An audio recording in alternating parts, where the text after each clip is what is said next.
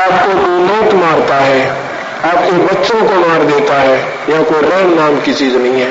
इस काल के जाल से छुटवाकर इस नाम का असली काम है, आपको सतलोक ले जाएंगे। आपने स्वर्ग जाने तक की उम्मीद लगा रखी है, ये मंदा बहुत हो गया भाई, मैं बहुत तेज बोल रहा हूं, फिर भी तेज करो थोड़ा इसको, अंतिम है ये पूरा।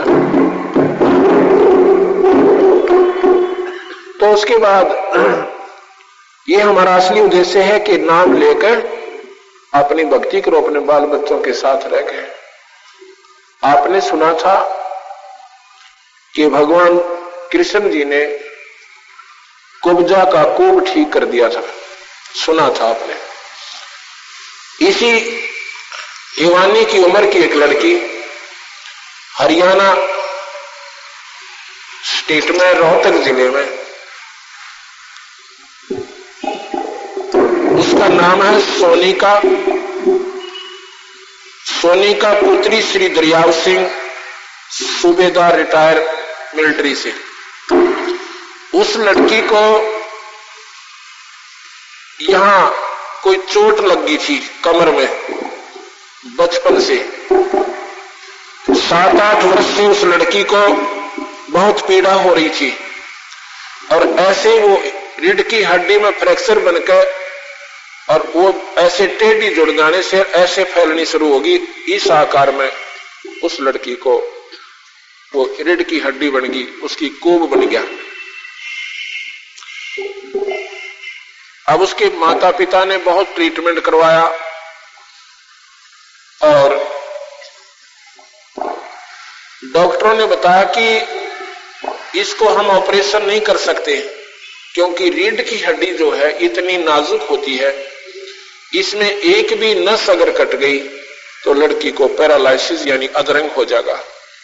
और पीड़ा इतनी उस लड़की को, क्योंकि वो रीढ़ की हड्डी टेढ़ी बढ़ रही थी, वो गलत स्थान पर जाकर के उनमें नसों में घुस रही थी और उसमें इतनी पीड़ा होया करती, उसकी लड़की की गर्दन सूजी रहती थी और इधर उधर गर्दन भी नहीं होती थी। एक डॉक्टर ने कहा कि मैं, क्योंकि पीड़ा बहुत ज्यादा थी, लेकिन वो दवाइयां खाते रहते थे, वो दवाइयां इतनी महंगी महंगी खाती थी कि दवाई के असर से पीड़ा कुछ देर के लिए राहत होती थी, वो दवाई का असर खत्म होती फिर शुरू हो जाती थी। वो लड़की रातों रोया करती थी और दिन में भी बहुत रोती थी, काम नहीं कर सकती थी, 10 मिनट बैठ नहीं सकती थी। स्कूल में अध्यापक भी उससे कहते थे कि तो पीछे बेंच के सहारे जाकर बैठ जाइए। मैट्रिक में लड़की पढ़ रही थी, तो उन्होंने, किसी ने, हमारे सेवक ने उनको बता दिया कि उनके किराए पर रहते थे, कि आप ऐसे करो, हमारे गुरुदेव से नाम ले लो। तो वो बोले नाम से क्या होगा कि तुम्हारी लड़की ठीक हो जाएगी। लड़की तो ठीक होगी होगी और साथ में गधे और कुत्ते बनन पे ये पीछा छूटेगा, 84 छूटेगी, सतलोक प्राप्ति होगी। वो कहने लगी ऐसी नाम क्या हो गया भाई, हमने तो सुना नहीं ऐसा, ना सुना तभी तो बता रहे हैं, आप एक बार जाकर देखो। उसकी मम्मी नाम ले आई, उसके बाद वो लड़की भी नाम ले आई। नाम लेने के 4 दिन बाद ऐसे ही खुला समागम था रोहतक धर्मशाला काठमंडी में। ये सितंबर 1999 में, सितंबर 1999 में। तो मैं ऐसे ही सत्संग कर रहा था। सत्संग करने के बाद मैं एक चारपाई पर बैठ गया जाकर, जहां संगत से मिलना होता है, जैसे मैं यहां बैठ जाता हूं। तो वो लड़की की मां, लड़की की नानी और साथ में जिसने उपदेश दिलाया था हमारी सेविका, वह तीनों चारों आई। लड़की की मां रोए, लड़की की नानी रोए और साथ में वह लड़की रोए। मां भी क्या दिक्कत होगी। उन्होंने अपनी सारी कहानी बताई कि महाराज जी इस लड़की को बहुत दिनों से तकलीफ है। तो मैंने कहा भी डॉक्टरों को दिखाइए, कि डॉक्टरों को दिखाकर हम तंग आ चुके हैं। ऑपरेशन बोल रखा था, ऑपरेशन कराएं तो लड़की को अधरंग मारेगा, फिर या कहीं किससे कर्म की भी कोई ना, आनों कहते पीड़ा बंद हो जाएगी। और एक महंगे से महंगी गोली डॉक्टरों ने दे दी है, दवाइयां दे दी है, इंजेक्शन लगा दिए हैं। अब कहते हैं इस लड़की को आगे इससे बढ़िया ज्यादा गोली हम दे भी नहीं सकते, इसको साइड इफेक्ट होना शुरू हो जाएगा, ये अंतिम दवाई है। और वो भी निष्क्रिय हो चुकी है, वो नो रो है। मैं कहने लगा भी नाम दिलाओ फिर इसको। नो बोली जी नाम इसने लिया है। कब लिया है? थोड़ा मंदा करो।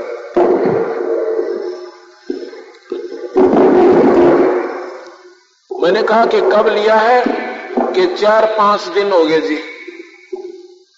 मां फिर बेटी तू नाम जाप करती है? अगना जी।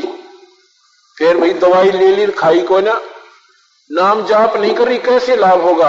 न बोली जी मेरे पे जाप होता ही नहीं। क्यों नहीं होता? ठीक है, क्यों नहीं होता? कि मैं बहुत पीड़ा में रहती हूं, मुझे नाम लेना लिया ही नहीं जा रहा मुझसे, मुझे दर्द बहुत रहता है। अब कई नादान आत्मा ने सोचेंगे ये महाराज जी तो अपने डींग आप पर मारन लाग रहे हैं। एक आधी जगह सच्चाई को सामने लाने के लिए यह भी करना पड़ जाता है। डींग होती है झूठ, सच्चाई को डिंग नहीं कहते। हम नहीं कर सकते, हमारे कबीर भगवान करते हैं। हम कुछ नहीं कर सकते, हमारे कबीर भगवान कर रहे हैं। तो जी क्या हुआ? उसकी नानी कहने लगी महाराज जी इसकी कमर पर थप्पड़ मार दो। वहां भी थप्पड़ से क्या होगा? अब ठीक मैं ये चिल्ला रहा था ऐसे इसको जो है ना कमर पर थप्पड़ मार दो। वहां थप्पड़ से क्या होगा? नाम से होगा। मंदा करो थोड़ा। तो जी मैंने वैसे स्वाभाविक मां बेटी भगवान बंदी चोट ठीक करेंगे, मैंने सिर पे हाथ रख, ऐसे स्वाभाविक सभी का रख देते हैं हम तो। और एक काम करना कि भगवान गरीबदास जी महाराज की वाणी का एक पाठ करवाना।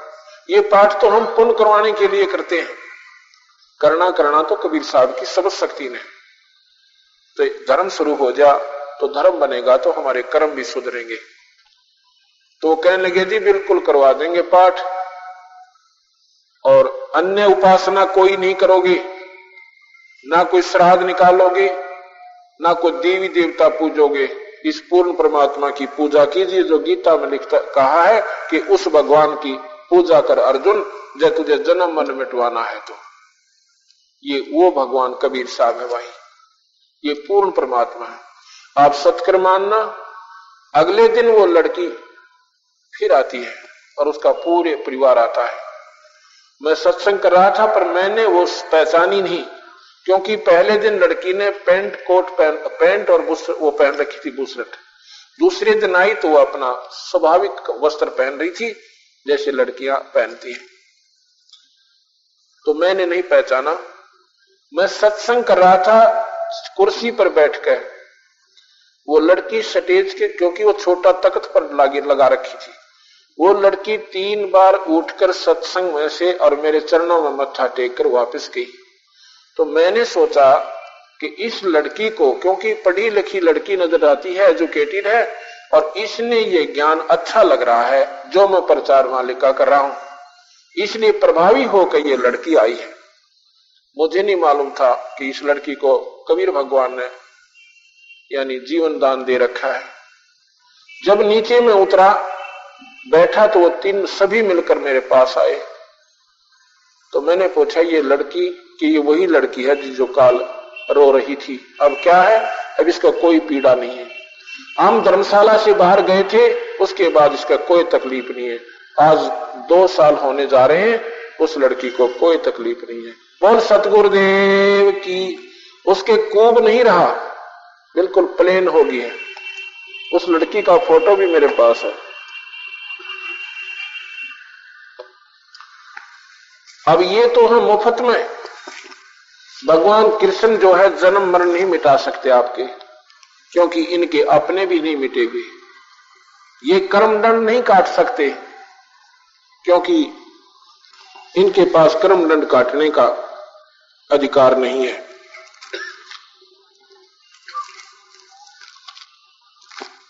और कबीर साहब ये दोनों काम करते हैं। कबीर साहब ये दोनों काम करते हैं, कर्मों के दंड को भी काट देते हैं और साथ में वो मुक्ति देते हैं जो ब्रह्मा की हुई, ना विष्णु की हो सकती और ना शिव की हुई। ये लड़की का फोटो है, ये सोनिका पुत्री श्री दरियाव सिंह सूबेदार आ जाएगा। अब इसके कोई कमर में कोब नहीं है और ना ही को पीड़ा रही इस लड़की को। ये कबीर भगवान की शक्ति, ये अपरंपार शक्ति है, अनंत कोटि ब्रह्मांड के मालिक है। ये जो चाहे सो कर सकते हैं। ये जन्म मरण मिटा सकते हैं, ये 84 छुटा सकते हैं।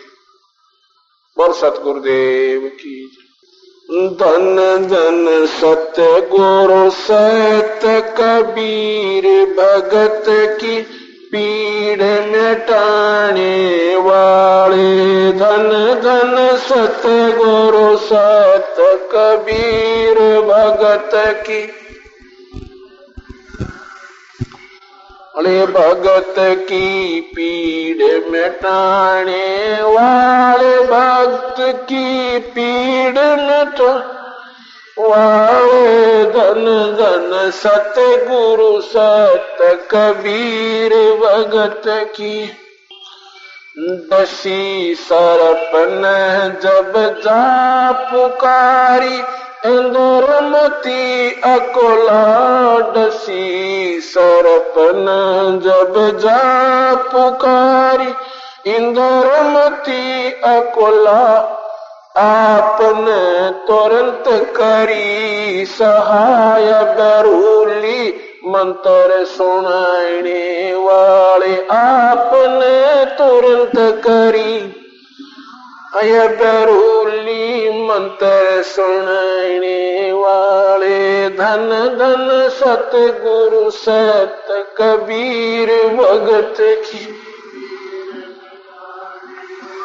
ते भगत की पीड़ मिटाने वाले।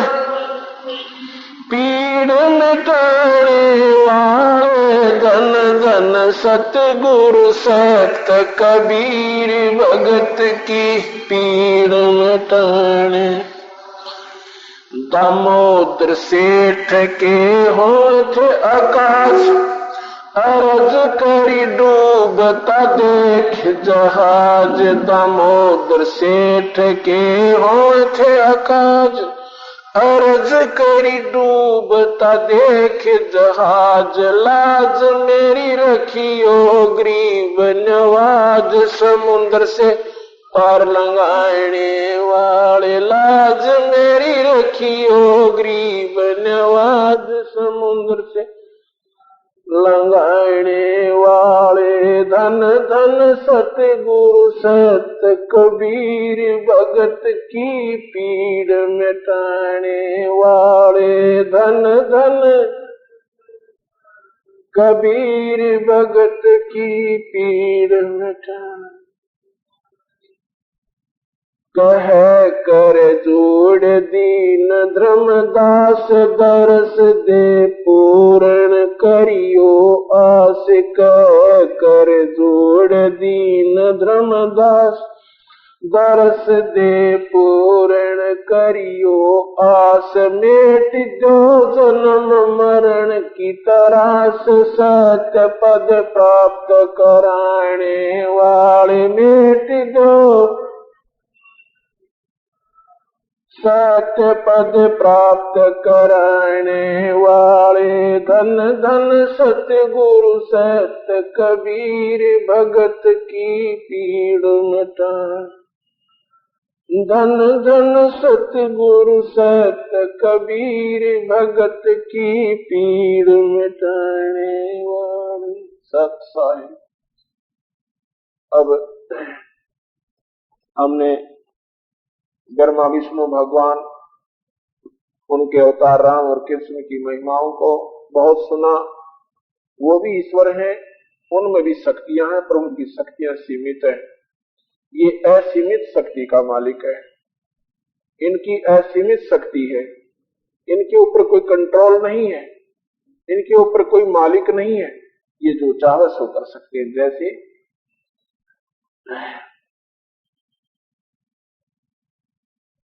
आपने सुना था कि भगवान कृष्ण जी ने सुदामा जी का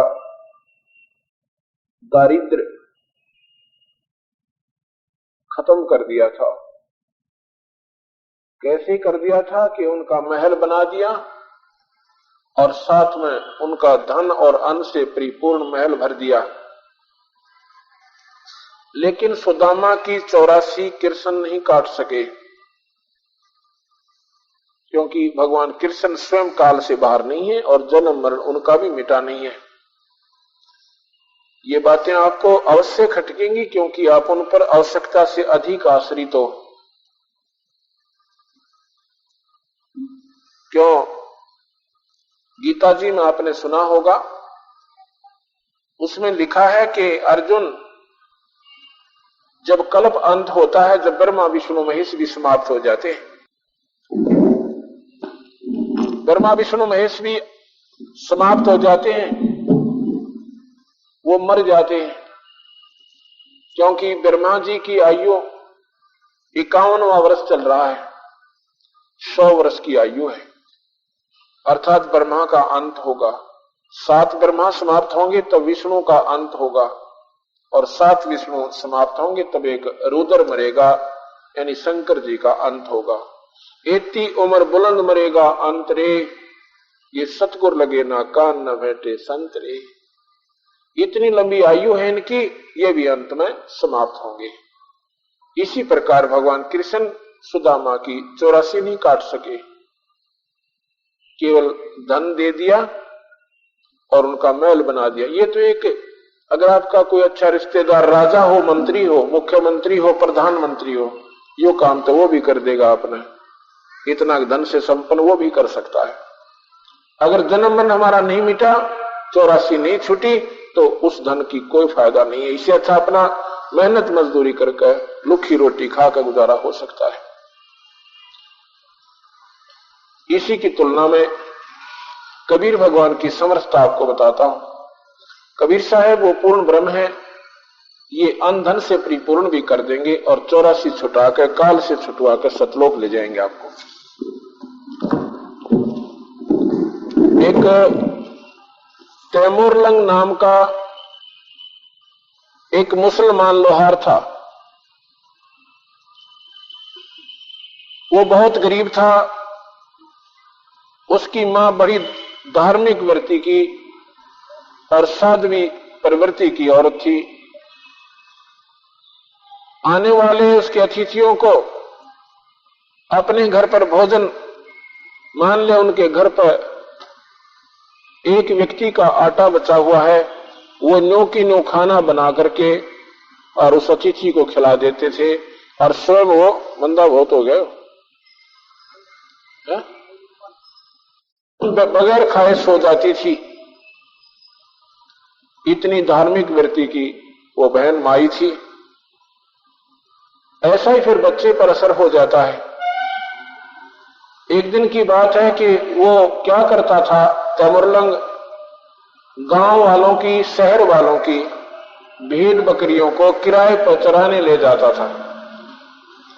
वो पाली रहता था। एक दिन गांव से बाहर, नगरी से बाहर उन बकरियों को बैठा रखा था। दोपहर का समय था, खाना खा रहा था। वहां पर कबीर भगवान आ जाते हैं। उनको जैसे रास्ते चलते को पूछा करते हैं, भाई खाना खा लीजिए। कबीर साहब ने कहा, भाई खाना तो खाऊंगा, भूख लगी है। तैमूरलंग कहने लगा, भगवान मैंने तो रोटी खा ली है, मैं गांव से बनवा कर लाता हूं अपनी मां से, तो मेरी बकरियों को देखना आप, यहां कोई खिसक ना जाग नहीं जी जाइए। अपनी मां के पास जाकर के तैमूरलंग कहता है कि मां, एक रास्ते चलता एक महापुरुष, कोई भगत दिखाई दे से, और उनको भूख लगी हुई है, माँ रोटी बना दे। अगले बेटा भी बनाती हूं। 2 रोटी का आटा बचा हुआ था, उस माँ ने 2 ही रोटी का आटा रोटी बना के और साथ में थाल में परोस के पानी का लोटा लेके चल पड़ी कि बेटा मैं खाना खिला करके वापस बर्तन ले आऊंगी, तो अपना बकरियों के पास रहना, कहीं ऐसा ना हो कि किसी की ये बकरी गुम हो जाए, ये भेड़ गुम हो जाए, बेटा हमारे से उनकी कीमत नहीं चुकाई जाएगी, हम गरीब आदमी, बेटा ऐसे मत आया कर। तू कहने लगा माँ वो पाली है, उसको कह के आया हूं रास्ते चलते को। पहले ईमानदार आदमी बहुत होते थे, इतनी दुष्टता थी कोई ना जो आज हो चुकी है। तो दोनों माता और पुत्र वहां पहुंचते हैं। जब वहां पहुंचे तो माई ने देखा महात्मा दिखाई देता, कोई भक्त आत्मा है, और कहते संत आशीर्वाद दे दे तो मालो माल हो जाते हैं, क्योंकि गरीबी घनी थी। अब देखो निर्धन धन चाहता है, कोढ़ी काया चाहता है, और जिसका पुत्र नहीं है, निसंतान है, वो पुत्र की कामना ही क्या करता है, अंधा केवल आंखें ही मांगता है। तो उनको टोटा ज्यादा था, उनके घर में खाने को अनुपलब्ध नहीं रहता था, कई बार तो भूखे सो जाते थे माता और बेटा। तो जी महाराज के सामने खाना रख दिया, कबीर भगवान के सामने। कबीर साहब कहने लगे माई तुमने नाम ले रखा है? अक नहीं जी, आपने नाम लेना पड़ेगा। नाम से क्या होगा भगवान? क्या हमारा टोटा दूर हो जाएगा, हमारा दारिद्र्य नष्ट हो जाएगा, हम धनवान हो जाएंगे? कहां धनवान हो जाओगे? कबीरा सब जग निर्धना धनवंता ना को, धनवंता वो जानियो जिस पर राम नाम धनो। किससे धनवान हो जाओगे? मौज हो जाएगी। तो ठीक है जी, नाम ले लेंगे, लेकिन तुमने ये मांस मिट्टी नहीं खानी। वो कहने लगी हम तो मुसलमान हैं, ये तो हमारी परंपरा है, अगर नहीं तो मुसलमान नहीं हो। मुसलमान मांस नहीं खाते, और मांस खाते वो मुसलमान नहीं है, क्योंकि मांस खाना पवित्र आत्मा का काम नहीं होता। मुसलमान का मतलब है वो पुण्यात्मा जो कि कीड़ी तक भी ना मारे, बीड़ी शराब मांस तमाकू का हाथ भी ना लावे, उसको मुसलमान कहते हैं। तो जी ठीक है, क्योंकि वो तो टोटे में दुखी हो रहे थे, नाम ले लिया। भगवान खाना खाते हैं, दोनों माँ बेटिया ने उपदेश ले लिया। भगवान एक रोटी खा रहे हैं और माई बार बार कह रही है कि भगवान ये महापुरुष हमारा दुख दूर हो जाएगा, हमारे धन हो जाएगा। महाराज जी ने क्या किया, खाना खा के एक रोटी खाई। एक वहां पर बकरियां बांधने की एक चैन थी, लोहे की बेल बोलते हैं इसको, लोहे की चैन लंबी सी जिसे बकरी बांधते हैं पतले से, उसको उठा, उसकी 4 यानी ऐसे इकट्ठी करके इतनी बना ली वो पकड़ कर मारने के लिए। उस बेल को उसके लड़के के 7 मारी, ऐसे जो प्यार में मारते हैं ना, 1 2 3 जैसे लाड करते, फिर लात मारी धीरे धीरे, फिर मुक्के मारे। माई ने सोचा कि ये कोई पागल व्यक्ति है, और मैंने इसको बार बार कह दिया ना, ये नाराज होगा दिखा है। कहती है महाराज जी मेरे बच्चे ने कोई आपको अपशब्द कहा, जो इस काल से बाहर है उस परमात्मा का यदि हम आसरा तकेंगे तो उन, जो इस काल से बाहर है उस परमात्मा का यदि हम आसरा तकेंगे तो उन पर काल प्रभावी नहीं होगा, काल का असर उन पर नहीं होगा। तो हमने ये सोचना पड़ेगा कि एक ही पुत्र और वही चला गया, अब वो माता पिता अपने समय को कैसे व्यतीत करेंगे? आप हृदय पर हाथ नहीं रखते, आप इतनी गहराई में नहीं जाते। जैसे कबूतर होता है, कबूतर जब बिल्ली आती दिखती है, दिखाई देती है तो आंखें बंद कर लेता है और सोच लेता है कि तेरा खतरा टल गया, बिल्ली दिखाई नहीं दे रही इसलिए तू मरेगा कोई ना। इतनी देर में उसकी नाड़ दबा देती है, गर्दन तोड़ देती है और उसको खत्म कर देती है। हमने आंखें बंद कर रखी हैं, बिल्ली अभी गुजरात में आई थी, इधर नहीं आएगी, आंखें बंद कर लिया उन्हें। ऐसे नहीं हो सकता। हम उसी पृथ्वी पर रह रहे हैं, उसी आसमान के नीचे हैं जहां पर वो गुजरात वाली हमारे बहन भाई रहा करते थे, और आज उनका नामो निशान नहीं। जिस संपत्ति के लिए विचारों ने तन मन धन और अपना सब कुछ लगाकर सारा समय डिवोट कर रखा था, और आज उनके पास कुछ भी नहीं रहा।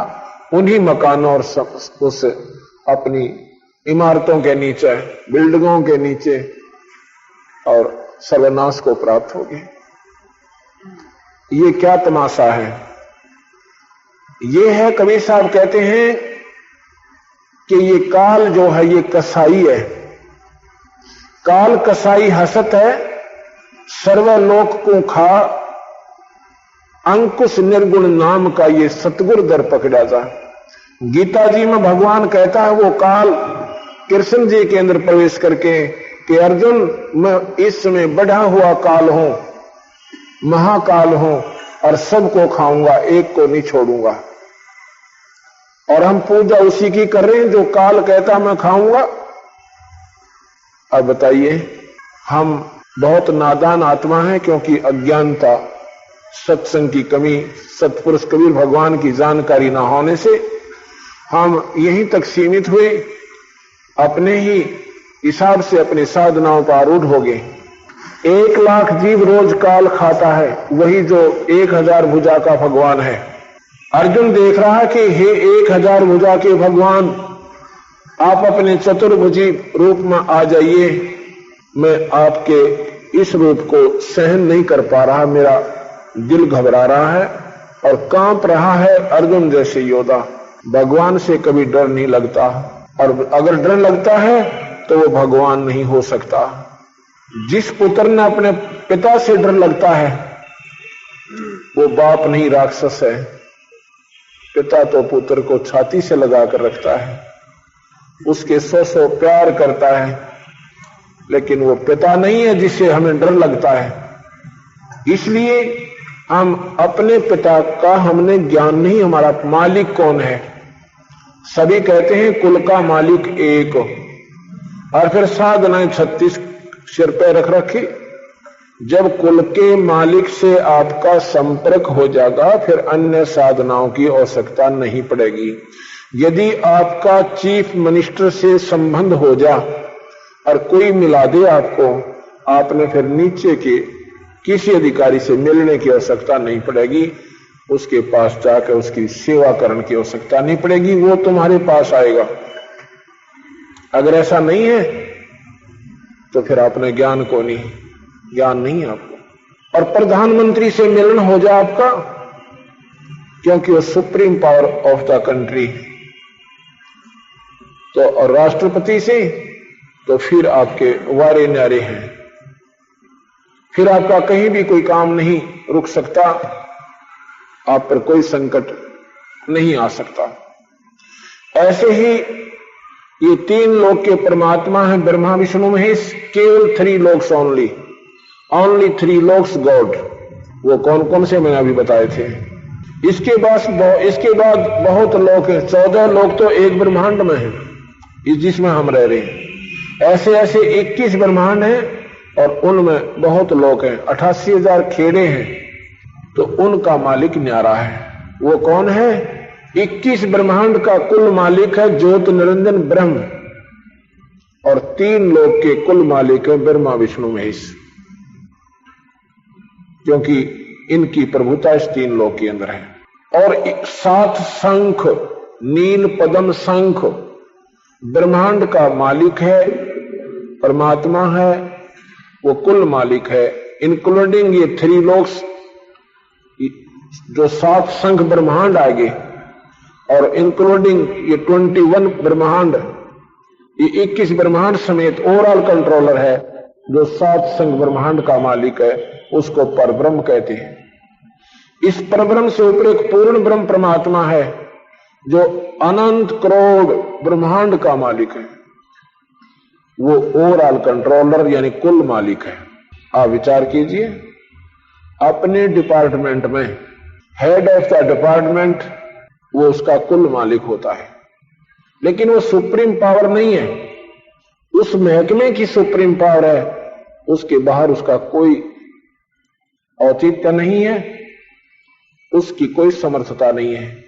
ऐसे ये केवल 3 लोग के हेड ऑफ डिपार्टमेंट हैं, लेकिन इनकी भगवान ब्रह्मा विष्णु महेश के इनके जो अधिकार क्षेत्र हैं ये निर्धारित किए गए हैं। एक संविधान बना रखा है काल ने कि ना तो तुम कर्म घटा सकते ना बढ़ा सकते। जैसे कर्म इस लोक में प्राणी कर रहे हैं उनको ऐसा झोंका तो दे सकते हो, कर्म के दंड को आप नहीं काट सकते, ब्रह्मा विष्णु महेश नहीं काट सकते। 3 ताप को नहीं काट सकते। ये 3 ताप के अंतर्गत क्या आता है? किसी ने श्राप दे दिया, कोई देवरुष्ट हो जाना, या किसी का छू मंत्र जंतर मंत्र किसी ने कर दिया, ये ब्रह्मा विष्णु महेश नहीं काट सकते। अब ये बातें आपको खटकेंगी क्योंकि ये नया ज्ञान है, पर सच्चाई से परिपूर्ण है। एक बार जो चीज कड़वी लगा करे, क्योंकि जो हमने कभी चाखी को ना, हमने कभी इसका टेस्ट नहीं लिया, ये कड़वी लगेगी, एक दिन मीठी आपको सिद्ध हो जाएगी। आप सोचिएगा, भगवान विष्णु से भी अपना कर्म दंड नहीं कटा, अपना 3 ताप के अंतर्गत जो उसको श्राप मिला था वो श्राप नहीं कटा भगवान विष्णु से। कैसे? एक समय नारद जी ने भगवान विष्णु को श्राप दे दिया था। लंबी कथा ना करके मैं शॉर्ट में बताता हूं, संक्षिप्त में आपको सुनाना चाहता हूं। आपने खूब कथाएं सुन रखी हैं कि नारद जी ने क्यों श्राप दिया था विष्णु जी को, कि एक भगवान ने लीला की थी विष्णु जी ने। नारद जी को अभिमान हो गया था कि मैंने अपनी इंद्रियों पर काबू कर लिया, मैंने अपना मन मार लिया। कबीर साहब कहते हैं, कोई कहे कि 7 समुद्र और बहकर चल पड़े, नेचुरल फ्लो में चल पड़े, और कोई कह दे अकेला आदमी कि मैंने उन 7 के बहते पानी को अकेले न रोक दिया, जो कि अति असंभव, क्वाइट इम्पॉसिबल, हो नहीं सकता। मैं मान लूंगा, उसको मान सकता हूं कि उस एक आदमी ने 7 समुद्र बहकर चल पड़े और उनको अकेले न रोक दिया। लेकिन जब कोई कह दे मैंने मन रोक लिया, मैं नहीं मानूंगा, क्योंकि मन 21 ब्रह्मांड में किसी से नहीं रुकेगा। ना ब्रह्मा से रुका, ना विष्णु से रुका, ना शिव से रुका, और तो रोक कौन सकते हैं इनसे? इस मन से ऊपर एक और मन कौन है? ये काल निरंजन है। ये मन जो है ये स्वयं निरंजन है, ये काल भगवान है, उसका अंश है। उसने अपनी सिद्धि शक्ति से इस मन को इंद्रियों के ऊपर अपना सवार बना रखा है, और मन से ऊपर कबीर भगवान है, सतपुरुष है। क्या होता है कि नारद ने जब अभिमान हो गया भगवान से कहा, तो भगवान ने सोचा कि बच्चे को अभिमान हो गया, क्योंकि ये ब्रह्मा का पुत्र है नारद जी, और ब्रह्मा विष्णु महेश तीनों भाई हैं, एक ही मां से उत्पन्न हुए। ये ब्रह्मा विष्णु महेश शेरावाली से, शेरावाली इनकी माता है, प्रकृति देवी नाम है इसका। इसको आदि माया भी कहते हैं, इसको अष्टंगी भी कहते हैं। ये ब्रह्मा विष्णु महेश की माता है। तो विष्णु जी ने सोचा कि नारद काम से गया, ये तो इसने अभिमान हो गया, इसका अभिमान भंग होना चाहिए ताकि ये बच्चा मार ना खावे। भगवान ने सोचा तो ऐसा था, लेकिन उसके उल्ट पड़ गई। कैसे? भगवान ने क्या किया, एक मायावी एक सुंदर नगर बना दिया अपनी माया से, और उस सुंदर नगर में एक राजा की लड़की का स्वयंवर रच दिया। नारद जी उस नगर से प्रवेश कर रहे थे, नगर को पार कर रहे थे। उसने देखा नारद जी ने कि यहां तो बड़े बाजे बूजे बज रहे हैं, बड़ी मीठी मीठी आवाज में लड़कियां गाने गा रही हैं। नारद जी पूछ रहा है कि क्या हो गया भाई, यहां क्या बात है? तो बताया गया कि राजा की लड़की का स्वयंवर है, और लड़की अपना मन पसंद वर वरेगी। दूर दूर के जवान जवान सुंदर सुंदर भूप राजा आए हुए हैं, और लड़की के बस तरी उतरी हुई है आकाश से, इतनी सुंदर कन्या है। अब नारद जी का तो हुई दुख दुख, अगर शादी क्यों ना करवा लो। कुछ क्षण पहले कह रहा था मैंने इंद्रियों को काबू कर लिया, मन पर काबू पा लिया। अब मन में इस मन के मते न चालिए, मन है पक्का दूत, ले डूबे दरिया में फिर जावे हाथ तो छूट। ये मन इतना बदमाश है, इतना बुंडा कर्म करवा दे एक बार, इतना दुष्कर्म करवा देना जाने किसी नेक आत्मा पे, और फिर हाथ तो छूट जा, फिर उसका जूते पड़ो आत्मा के, मन निकल जाता हाथ से। अब उसने तो दिल्ली अंगड़ाई कि अब तो भाई शादी ही करा कर देखते हैं, शादी में क्या अवगुण है भाई। पिताजी ने करवा रखी, चाचा जी ने करवा रखी, छोटे चाचा जी ने करवा रखी, अपनी अटकड़ा पला दी मन ने। तो अभी शादी भी करवाऊंगा तो मैं तो इतना सुंदर नहीं कि लड़की मुझे पसंद करे, इतना लंबा चौटा और आगे पाछे सर लंबा बजा हुआ। नारद जी ने सोची वह बड़ा बात बिगड़िया था। तो उसने सोचा कि भगवान विष्णु जैसा खूबसूरत इसमें कोई भी यानी नहीं है, तो क्यों ना उनसे उनका स्वरूप मांग लूं। एकांत में जाकर याचना करते हैं, हृदय से रोते हैं, भगवान विष्णु सामने प्रकट हो जाते हैं। कहते हैं क्या चाहते हो ऋषिवर? कि भगवान मैंने आज तक आपसे कुछ नहीं मांगा, आज कुछ मांगना चाहता हूं। अरे मांग फिर की बात हुई, रो क्यों रहा है नादान, तू हमारा बच्चा नहीं है। अब मैं ऐसे ना मांगू और वचनबद्ध हो जाओ। तथास्तु, वचनबद्ध होगे भाई कि मुझे अपना रूप दे दो, हरि का रूप चाहिए मुझे। संस्कृत में हरि बंदर को भी कहते हैं। तो भगवान ने बोला भाई तथास्तु, तेरा हरि रूप हो जाएगा। अब उसी समय उसका गोलिया बदल गया। नारद जी ने सोचा कि तेरे जैसा सुंदर आज कोई नहीं है, और वो कन्या जाते ही वरमाला डाल देगी। अब पहुंचा जहां पर राजा लोग बैठे हुए थे कुर्सियों पर, लड़की अपने हाथ में वरमाला लेकर घूम रही है और अपने पसंद पति को ढूंढ रही है। नारद जी ने सोचा आते माला तेरा डलनी है। तो जब नारद जी के पास से वो लड़की गुजर जाती है, नारद जी ने सोचा कि तेरी तरफ देखा को ना, ये देख नहीं पाई कन्या। वो फिर आगे जाके खाली कुर्सी थी उधर फिर बैठ गया, लड़की वहां से भी पार कर गई।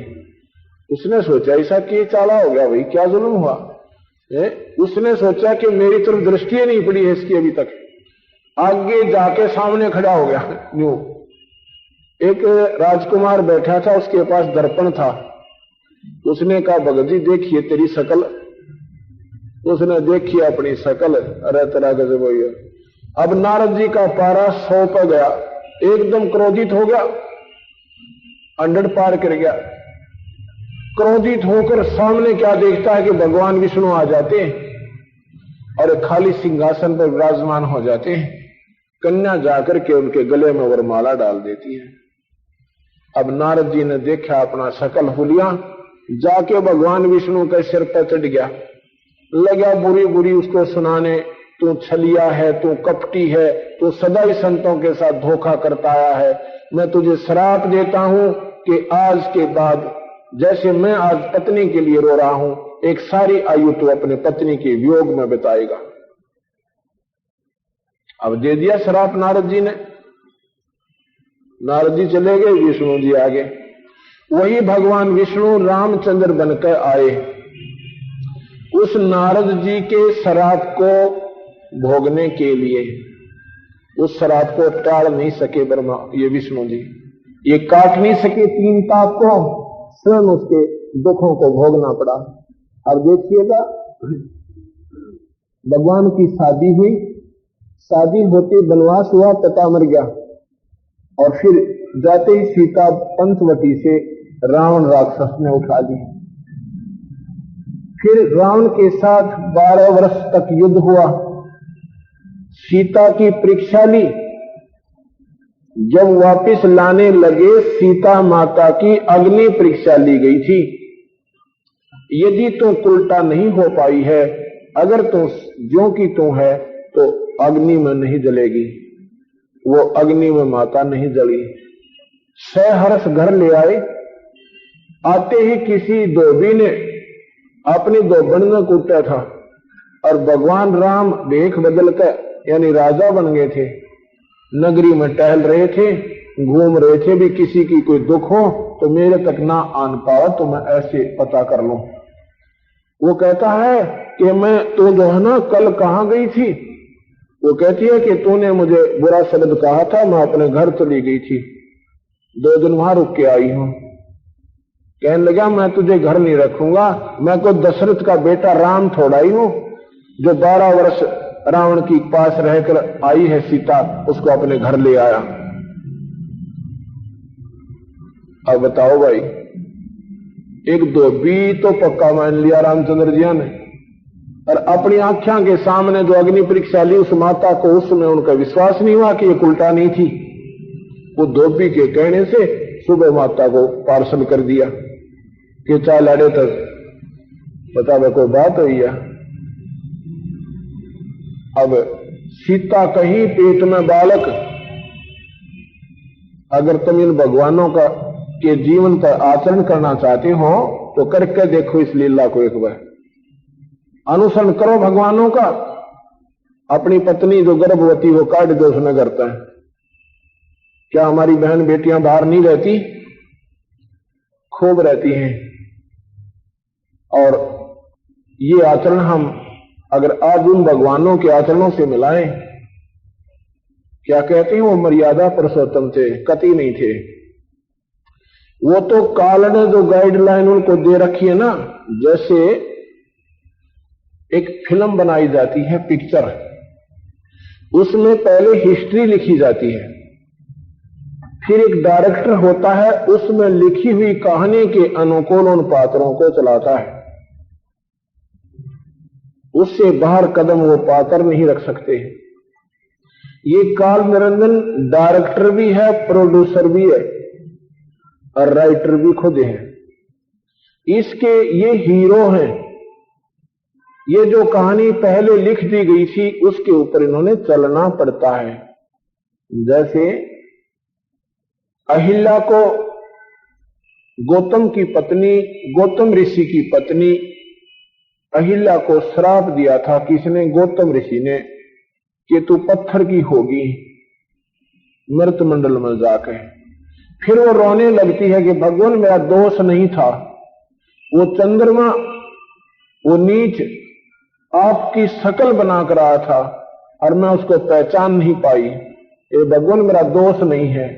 तो कहने लगा चलो, हाँ। फिर कहती है कि वो मेरा कब उद्धार होगा? कि रामचंद्र आएगा, विष्णु रामचंद्र बनकर जाएगा, जंगल में घूमेगा, जब उसकी सीता उठ जाएगी, जब आपके ऊपर चरणों की अपनी खड़ाऊं झाड़ेगा, उसके पैरों की धूल लगेगी, जब तू वापस औरत बनकर मेरे पास आएगी। कब आएगा वो? कि त्रेता युग में। अब कौन सा युग है? सत्ययुग है। ये भगवान सत्ययुग, फिर द्वापर आएगा और फिर त्रेता आएगा। कहने लगे हे मालिक, हे ऋषिवर, मैं निर्दोष हूं, आप जानी जान हैं, आप रहम करो, मेरा जल्दी छुटकारा हो जाए। तो गौतम ऋषि ने कृपा कर दी कि त्रेता युग द्वापर से पहले आ जाएगा। लेकिन होगा ऐसे ही। ये फिल्म बनी बनाई धरी है हर युग की। वो दूसरी कैसेट चढ़ा दी उन्होंने, वह पाक्षण कर दी। तो जब त्रेता युग आया, जो की तो जो पहले कह दी थी, अर्थात इससे सिद्ध होता है कि ये कहानी पहले लिखी गई थी, उसके ऊपर इस रामचंद्र विष्णु ने रोल किया था। भगवान राम को वनवास हुआ, अहिल्या की शिला बनी हुई थी पत्थर की, उस पर पैर झाड़े, जूते झाड़े, खड़ाऊं झाड़ी, और झाड़ते हुए देवी बनकर अपने स्वर्गलोक चली गई। महर्षि वाल्मीकि जी ने रामचंद्र जी के जन्म से 10,000 पूर्व रामायण लिख दी थी और ज्यों की तो बनी थी। इति सिद्धम, कि जो करना कराना है उस काल भगवान ने, निरंजन ने इनको नचा रहा है।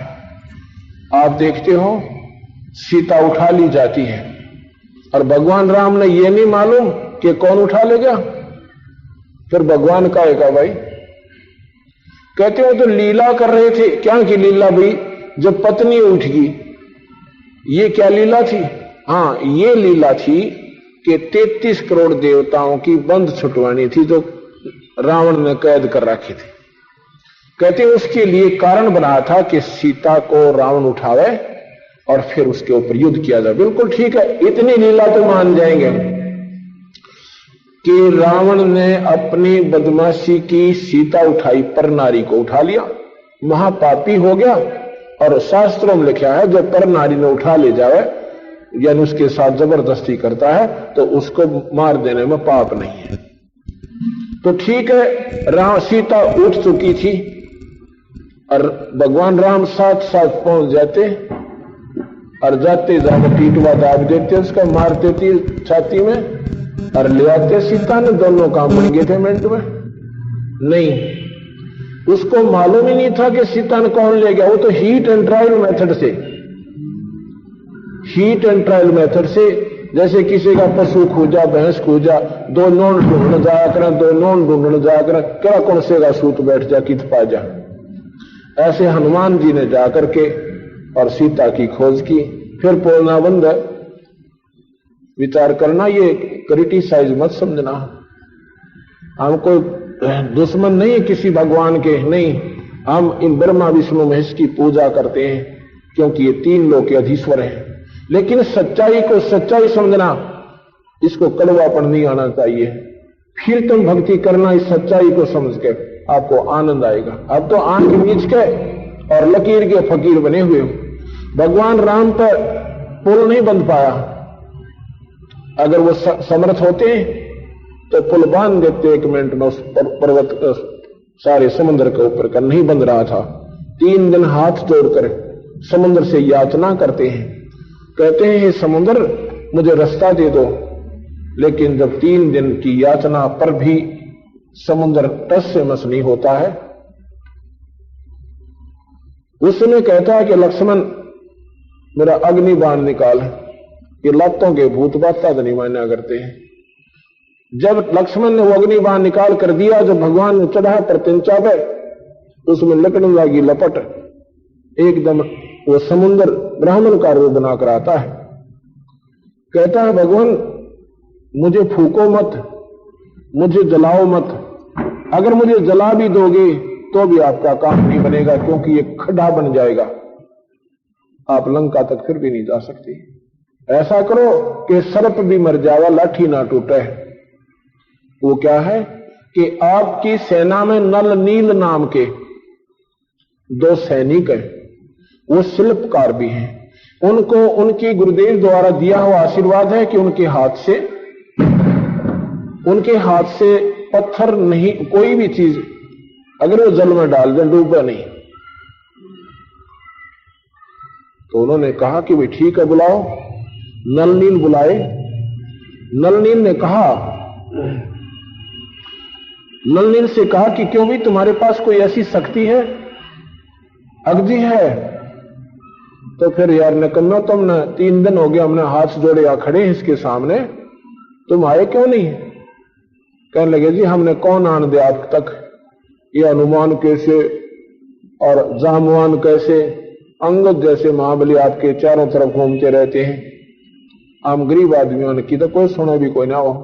अगर हम कह भी देते कि हमारे पास शक्ति है, अब तक हमारी आवाज नहीं आ सकती थी क्योंकि हम सैनिक आप राजा हो। मैं बोला भाई ठीक है, चल ईब बता दो, ईब कर दो, मेरी ये कृपा करो। उन्होंने पत्थर उठाए और पानी में रख दिए, सारे डूब गए। फिर उठाए, फिर रखे, फिर डूब गए। अब समुद्र की तरफ भगवान राम देखते हैं कि तो झूठ बोल रहा था, ये कहना चाहते हैं। इतने में समुद्र कहता नलनील तुमने अपने गुरुदेव को याद नहीं किया, अगदी नहीं किया। अब निकम्मे अपने याद करो अपने मालिक को, गुरुदेव को, क्योंकि गुरु को सर्वप्रथम रखना चाहिए। फिर उन्होंने अपने गुरुदेव को याद किया। वो गुरुदेव कौन थे? वो कबीर साहब थे। नल नील के गुरुदेव कौन थे? कबीर साहब थे। अब प्रश्न उठेगा कि त्रेता में कबीर कहां से अटक क्या? कबीर साहब तो कल हुए हैं 600 वर्ष पूर्व। नहीं, ये चारों युगों में आए हैं। ये उस समय भी थे जब ब्रह्मा विष्णु महेश भी पैदा ना हुए थे। ये निरंजन भी का भी जन्म नहीं हुआ था। ये परमात्मा पूर्ण है, ये सतलोक में रहते थे। ये चारों युगों में आए हैं। सतयुग में सत्सुकृत नाम से और त्रेता में मुनिंद्र के नाम से आए थे और द्वापर में करुणा में नाम से और त्रेता में और कलयुग में ये कबीर नाम चलेगा इनका, जब तक ये कलयुग रहेगा। तो जी मुनिंद्र जी के वो शिष्य थे, उनको कैसे आशीर्वाद दिया था कि ये नल नील थे ना, ये थे तुमको मोटे दिमाग के और सेवक थे गणे करड़े। जब ये सत्संग समागम होते थे, क्योंकि नहरों के दरियाओं के किनारे ऋषि लोग रहते थे, वहां पर समागम होते थे, ऋषि जन एकत्रित होते थे, तो उनके कपड़े धोना, उनके लोटे मांझ लाते, यानी उनकी खूब सेवा करते थे। पर थे इसे मोटे दिमाग के, ले गए 10 कपड़े लाए उल्टे 5 और 5 गंगा में बह गए। किसी का लोटा बह जाता, किसी की खड़ा होने छोड़ जाते, साफ करने ले जाते। क्यों? एक का मन जरूरत तो इतने दूसरी चली जाती। तो वह ऋषि उनके सामने हाथ जोड़ने लग गए, भाई तुम रहने दो, सेवा करो थोड़ी, हमारी वस्तु गुम कर देते हो ज्यादा। पर वो मानने को ना, रोने लग जा, ए भगवान हमने तो सेवा दे दो। ये शिकायत मुनिंद्र जी से की, जी आपके चेले बड़े हमारे तो पीछे पड़े, सेवा ना दें तो ये रोने लग जाते हैं, और सेवा इसी करे हैं 4 वस्तु ले जाए, 2 उल्टी लावे, 2 उड़ा गंगा में गिरा। तो कबीर साहब ने बुलाया कि आजा भवरियन, मुनिंद्र जी दोनों के सिर पे हाथ रख दिया, बेटा आज के बाद तुम्हारे हाथ से कोई वस्तु पानी में डूबा कोई ना, अपनी तरफ ढूंढ लाइयो। उस दिन के बाद उनके हाथ से कोई वस्तु पानी में डूबती नहीं थी। लेकिन उस दिन उन्होंने अपने गुरुदेव का अनादर कर दिया उन नादान आत्माओं ने, तो वह शक्ति भी उनकी खत्म हो गई। इतने में जब उन्होंने अपने गुरुदेव को याद किया तो वो भगवान मुनिंद्र जी यानी सतपुरुष पूर्ण ब्रह्म आकर वहां सामने प्रकट हो जाते हैं। नलनील कहते हैं जी गुरुदेव आ गए हैं, चरणों में प्रणाम किया। तो कहने लगे महाराज जी ये आपके शिष्यों के हाथ में कोई शक्ति थी, वो आज काम नहीं कर रही। तो मुनिंद्र जी कहने लगे अब काम करे भी नहीं की, क्योंकि इन्होंने गुरु का अनादर कर दिया। देखो आप लोग भक्ति करते भी हो पर मर्यादा नहीं निभा पाते, जिसके परिणाम स्वरूप आपकी भक्ति निष्फल हो जाती है। गुरु को परमात्मा के तुल्य मानकर आप भक्ति कीजिए, आपकी श्रद्धा बनी रहेगी, आपकी आस्था उनके चरणों में बनी रहेगी। अगर ऐसा नहीं मानोगे तो आपकी भक्ति बनेगी, बर्बाद हो जाएगी। कहते हैं जैसे माता गर्भ को रख जतन बना और ठेस लगे तो क्षण हो, तेरी ऐसे भक्ति जा। जैसे माता को गर्भ हो और बड़े मुश्किल से भगवान कृपा करें और फिर वो अपनी उस गर्भ का इतना ध्यान रखा करे बालक का कि परमात्मा कहीं ठेस ना लग जा, ए मालिक ये बर्बाद ना हो जा, ए मालिक ना मेरा कब फिर भगवान रजा करे। ऐसे डर के साथ तुमने भक्ति को बनाए रखना चाहिए, नहीं तो ठेस लगे तो गिर जाएगी। जैसे बच्चा गिर जाए तो फिर मां बहुत रोया करे। ऐसे भक्ति जा, भक्ति बर्बाद हो जाएगी। तो नल नील भी अपना बैठ गए मुंह लटका के, उनकी शक्ति अक्षीण होगी और पुल न्यो का न्यो रह गया। ना रामचंद्र जी से बन रहा है, ना नल नील से बन रहा है। अब कबीर साहब मुनिंद्र जी कहते हैं कि रामचंद्र जी प्रार्थना करते हैं, भगवान हे ऋषिवर आप तो पूर्ण ब्रह्म हो, आप जो चाहो सो कर सकते हो। मेरे सामने ये समस्या है कि राक्षस राजा रावण मेरी पत्नी को उठा ले गया है। उसको उस राक्षस ने 33 करोड़ देवताओं को बंद कर रखा है, उससे वो देवता छुटवाने हैं और सीता जी को भी लाना है। सेना का डजाना अति संभव हो रहा है, आप कृपा करो। तो मुनिंद्र जी कहने लगे कि सामने वाला जो पहाड़ है इसको मैंने आते आते अपनी शक्ति से हल्का कर दिया, वहां से पत्थर ला उठाकर। जब वहां से पत्थर उठाए गए, जब हनुमान अंगद रखे से लाए पहाड़ के पहाड़ उठाकर वहां लाकर के फोड़ फोड़ कर नल नील में त्रास त्रास के, क्योंकि वो शिल्पकार भी थे। नल नील ने फिर उन पत्थरों को जो चलने योग्य भगवान ने बना दिए थे, उनको आपस में जोड़ तोड़ कर और फिर पुल बना दिया था। रहे नल नील जतन कर आर, तब सतगुरु से करी पुकार। रहे नल नील जतन कर, अरे तब करी सतगुरु से पुकार। दास तेरे काल की अपार, सिंधु पे चलाते रहने वाले। दास तेरे काल की। और गुरु ने आकर के वह नाग काटे और खाए और भगवान के बंद छुड़वाई। कहते ये भी लीला कर रहे थे। ये कोई लीला युद्ध में या के लीला थी, उन्होंने अगर समस्या थी तो उनको बंद नहीं देते। तो यहां महाराज कहते हैं कि काटे बंधन विपत में, काटे बंधन विपत में कठिन कियो संग्राम। और चिन्ह रे नर प्राणिया, ये गुरुड़ बढ़ाक राम। यहां विचार करो कि गुरुड़ शक्तिशाली हुआ कि भगवान राम हुआ। यहां पर कह देते हैं कि उन्होंने उसकी लज्जा रखनी थी शस्त्र की, ऐसा भी नहीं है। हम ये कहेंगे कि ये ऐसे ही लिखा हुआ था या कहानी ऐसे ही स्टोरी पहले लिख दी गई थी और भगवान रामचंद्र ने उस पर केवल एक रोल किया था हीरो का, दैट्स ऑल, और कुछ नहीं था। तो ये मासा घटे ना तिल बधे, विद ना लिखे जो लेख, और सच्चा सतगुरु मेट के ऊपर मार दे मेघ। अब मैं क्या बताना चाहूं था आपको कि कर्म का दंड और 3 ताप ये भगवान नहीं काट सकते। इसी दौरान उन्होंने क्या किया था कि सुग्रीव के भाई बाली को रामचंद्र जी ने मारा था। बाली ने कहा था कि ये तुमने बदला देना पड़ेगा। भगवान ने कहा था मैं बदला दूंगा पर द्वापर युग में दूंगा। वही भगवान कृष्ण बनकर आए और वही फिर आपको मालूम है सारा कि भगवान कृष्ण के पैर में तीर लगा और भगवान का देहांत हुआ। ये अपने कर्म का भोग इन्होंने भोगना पड़ा, ये काट नहीं सकते। लेकिन कबीर साहब कर्म के दंड को काट देते हैं। जैसे मैंने कल बताया था कि राष्ट्रपति फांसी की जो कति अंतिम सजा हो सके उसको भी माफ कर सकते हैं, उनको कोई चैलेंज नहीं है क्योंकि वो supreme power of the country. इसी प्रकार कबीर साहब जो है ये पूर्ण परमात्मा है, अनंत कोटि ब्रह्मांड के मालिक है, ये वो सुप्रीम पावर है।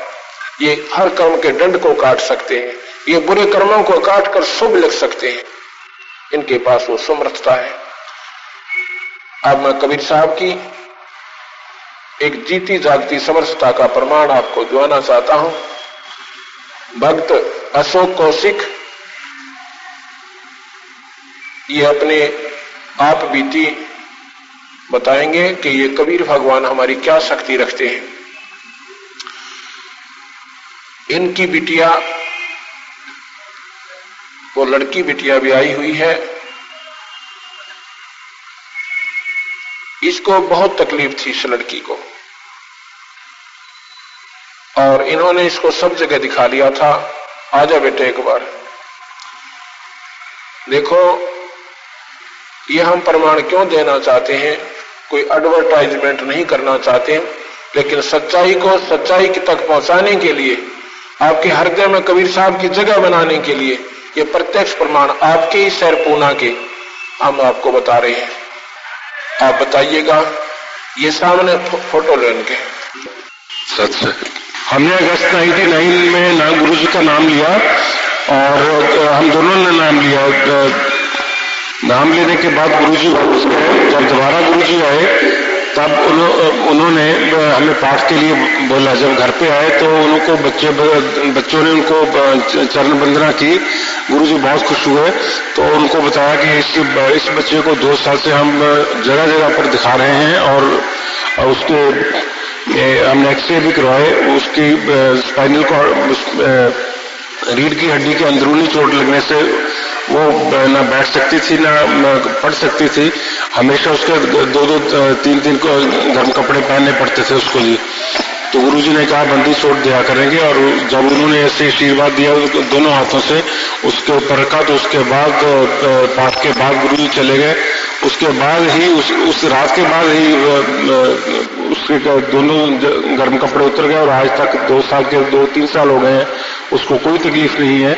और बस बंदी छोड़ के ऐसी कृपा हुई कि अब सब काम करती है और कोई प्रॉब्लम नहीं है।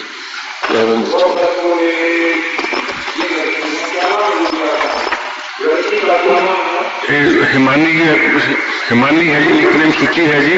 16 साल की उम्र में इसको चोट लगी थी, 3 साल हम बहुत परेशान हुए, और गुरुजी के एक आशीर्वाद से ही ये सब दुख के जो कांटे कट गए जी।